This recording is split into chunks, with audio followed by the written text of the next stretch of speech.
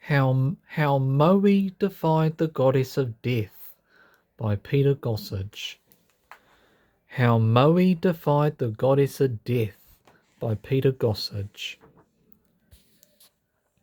One day, after one of Maui's uncles had died, he began to think about what would happen if people could live forever, if the goddess of death, Hinenui Te Po, who took people when their lives had finished, was to die herself. People could live on and on, so Maui decided to try and kill her. He and his friends, the birds of the forest, Tui, Hihi, Piwakawaka, Pukiko, Rupe, Huia, and Kiwi, travelled to the far regions where Hine dwelt. She was a giant creature, and Maui knew that the only way to kill her was to reach her heart. As I came from a goddess, so must I now return, he thought. Don't make a sound, my friends. I am going to crawl into Hine and try to reach her heart, Maui warned the birds. The birds held their breath as Maui writhed and twisted.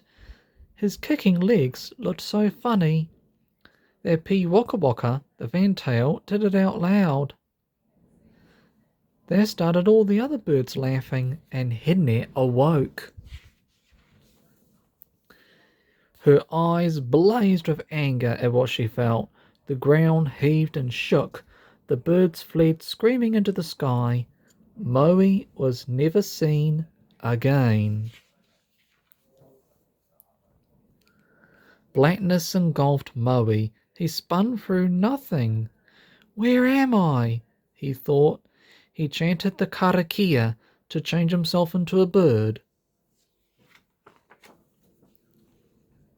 But instead, he became something else. Suddenly, there were many more of them, different colours, different shapes. Am I everyone now? What has happened to me? He thought. Then something hit him, and he felt himself shatter into uncountable points of light. Am I a star now? Is this being dead? Thought Maui as he looked at the thousands of tiny lights. Then the lights began to bind themselves into spheres that took form and clustered together. What are you? Asked Maui. We are the gods, they communicated. They circled around him. Then they began to merge together, one within the other, to form many rings. Maui drifted through them, and each one gave him a different feeling. Now he was himself again, but he felt brand new, as if he wasn't real. Am I a spirit now? He wondered. Before him there were 10 underworlds that he passed into and through. Above them were 10 heavens. These too he passed through. The highest heaven, Nahirangi, was the home of Rehua, the goddess of kindness and healing. This is a wonderful place, but I miss the world I knew as a boy and a man. How can I get home? Said Maui. You always tried to change things, Maui. You slowed the sun, changed time.